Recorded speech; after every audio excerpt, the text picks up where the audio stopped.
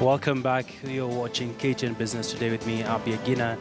And just to give you a quick recap of our top story for today, the Kenya Defense Forces has received 5 new choppers from the US government to boost military surveillance and hasten response efforts. The 5 choppers were received by Defense Cabinet Secretary Rachel Omamo earlier today at the Nyanyuki Air Base. The cost of the choppers is pegged at 11 billion shillings, with the US government further pledging to commit 1 billion shillings to go towards ammunition support to the Kenya Defense Forces. And also, let's remind you of our Twitter poll question. And today we're asking you, do you think Kenya's matatu industry can reform if the government bans graffiti and loud music in PSVs? Do you think Kenya's matatu industry can reform if the government bans the graffitis and playing of loud music? A number of tweets already coming in, and I may just sample one or two. We are seeing here from @Henry Kuria saying, not at all. Reforms should be about values such as customer service and not cosmetic issues. At Tell Them Truths, that's at Bangiwes saying, big time, yes, I wouldn't even doubt becoming Kenya's regular tourist. And keep tweeting, and we'll be sampling your feedback as we move along with this broadcast. And to now some other developing business stories. Gabriel Negatu has been appointed as the Director General for the Eastern African Regional Development and Business Delivery Office of the Africa Development Bank. With effect from 1st December 2016, the Eastern Africa RABDO is part of the bank's new business approach to accelerate its business and development impacts across Africa. Negatu has more than 25 years of senior-level program operations and managerial experience, including 18 years at the African Development Bank. He brings in extensive experience in operations, having been senior and principal program officer at different economic bodies within the Africa Union. While he also headed the bank's fast governance department. He was credited for successfully leading the bank's response to the global financial crisis and for spearheading the use of budget support operations for fragile states. The president of the African Development Bank, Dr. Akiniwumi Adesina, said in a statement that Mr. Negatu is an effective leader. He was the pioneer regional director for the East Africa Regional Resource Center, which he successfully developed and which now manages the largest operations in the bank. And still keeping it to the latest appointments, Dr. Betty Radier has officially taken over as the new Chief Executive Officer at the Kenya Tourism Board following a 9-month vacuum of a substantive CEO. Dr. Radier took on the baton from Marketing Director Jacinta Nzioka, who had been serving as acting CEO. Dr. Radier will be tasked with delivering new marketing strategies for the board, as well as drive up Kenya's visibility abroad.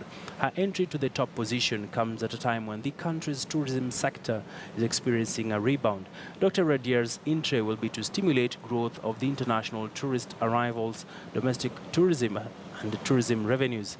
According to Dr. Radier, Kenya's Tourism Board has an opportunity to work together with Kenya to promote Kenya as a tourism destination.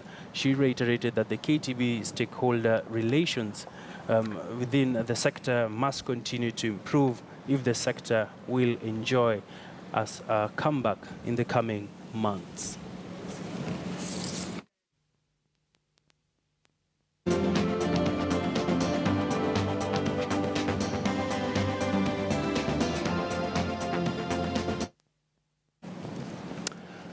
Well, we want to now get into that interesting conversation on matters to do with the real estate and low-cost technology.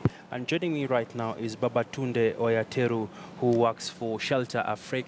Many thanks, Babatunde, for making time.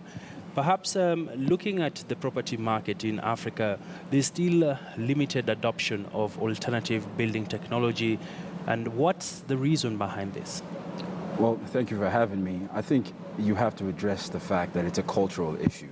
If I were to ask you right now, your dream house, if you were to close your eyes and imagine what your dream house is, it's probably not made out of plastic or straw. Most people in Africa tend to have a high preference for brick and mortar. They feel that it's more stable, it's more durable. And what we're battling at the moment is a cultural issue. And it's an issue that really can't be solved till government starts to participate with alternative building materials. And speaking about alternative building materials, there's a lot of technologies that can be brought on board. Perhaps talk to us about some of these technologies. I know Shelter Freak is organizing a competition to have people come up with designs. What will we be looking out for in this kind of search for talent, really? Well, we will look at people who advance the ideas of alternative building technologies. What we're actually keen on is efficiency, the design, and economy as well. What we're challenging developers to come up with a model that costs no more than $5,000, which is the equivalent of 500,000 Kenyan shillings. And we believe that this can be done. One of the ways, perhaps, is to employ alternative building technology. So. We expect to see quite some innovative solutions. All right. And of course, some of those building technologies that are now being used across the globe is the precast technology, where you're able to build your house in even less than 2 months. You have a structure in place. Has this got some cost implications in terms of savings at the end of the day? It does, but the truth is it's not really efficient for the developer themselves. Now, as far as Africa is concerned, most of those prefab materials are going to be imported. So they're going to have to transfer the cost to the end user. And when the prefab material needs to be managed or maintained, it's a bit expensive as well. So while that has worked in other economies, Africa probably is not at that stage for prefab material till we develop a sustainable value chain. And speaking about a sustainable value chain, do you have the right legislation in place to allow for this? Because the building code says a lot about technologies a country can take on. To be honest, the housing sector is really not going to move forward without government participation, and one of the key aspects of that is policy as well. Some of the policies that have been put in place are the policies that we inherited from the colonial masters, and some of them haven't been revised. Without government participation, to answer your question, quite frankly, we're hamstringing ourselves. And what sort of examples can we borrow from other jurisdictions in Africa, like South Africa, Egypt? And the list is endless that have been able to walk down this path. I mean, one of the key examples you would have to look at Morocco, and perhaps not even go too far. You look across the border, Ethiopia. They've embarked on one of probably the most ambitious housing project in Africa, and they were able to do this because they subsidized the cost of land for developers. Now, these are some of the initiatives that we're asking our shareholders, 44 African countries, to look at, to emulate, because once again, without government participation, really we're knocking our heads against the wall. And as we wrap up this conversation, Babatunde, what's your outlook like for the real estate industry in Africa, bearing in mind also Kenya, which has shown some great optimism in the recent past, really?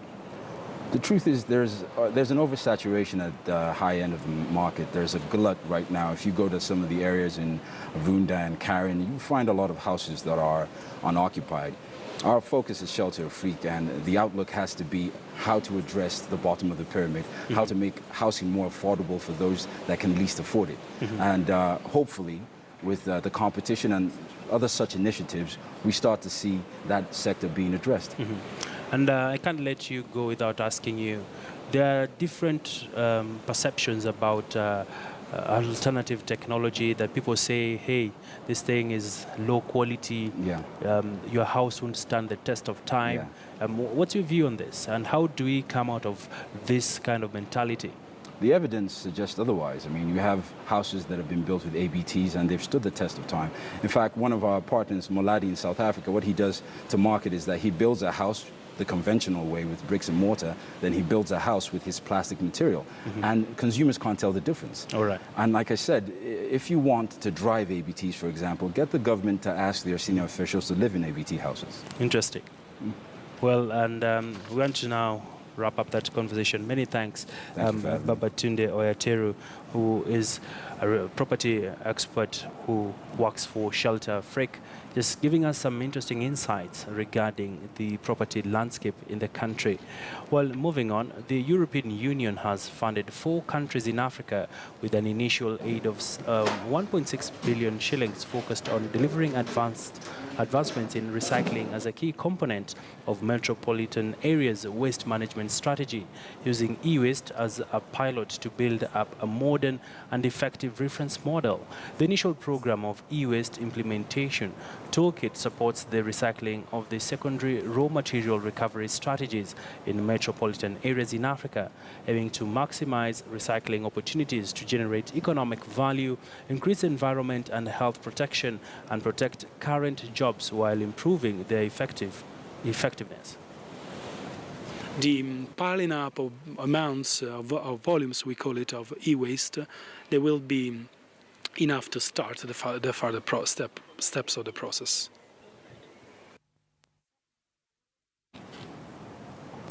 We now want to take a quick commercial break, and we still have a lot coming up after this break.